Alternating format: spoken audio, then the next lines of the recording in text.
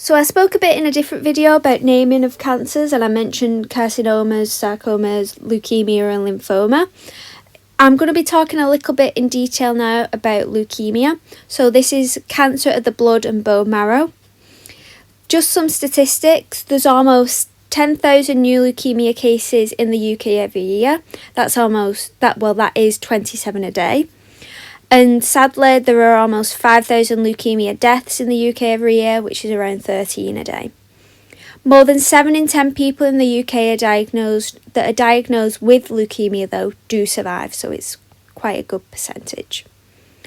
There are 4 main classes, so you have acute lymphoid, acute melanoid, acute chronic lymphoid or chronic melanoid, and I'll be talking about each of these. So remember, acute means a short period. So acute lymphatic leukemia is most common in children under the age of 5.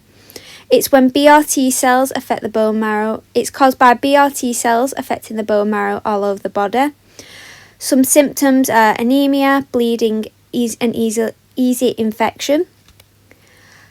Although it is bad that it affects children under 5, luckily there is a good survival rate of roughly 90%. Acute melanoid leukemia, on the other hand, is most common in adults around the age of 65. It's a malignant transformation in the hematopoietic stem cells or early progenitors, so it's before it differentiates. Some typical symptoms are a decreased neutrophil count in the blood and easy bleeding. And sadly, 2/3 of most young adults who get this, and 90% of older adults, still die of this cancer. Chronic lymphatic leukemia is the most common type of leukemia in the Western world, and it's most common in people aged around 67 to 72.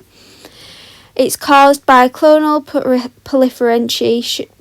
proliferation and accumulation of mature B cells, and it is most common in males.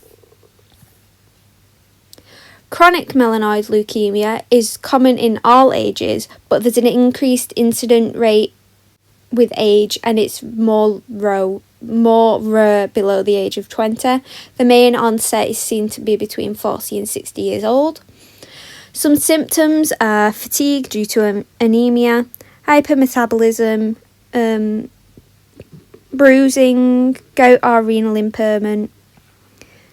And it is actually 15% of all the leukemias are just this one leukemia. It's significantly higher if you're exposed to radiation. You're at a significantly higher risk of developing it if you're exposed to radiation.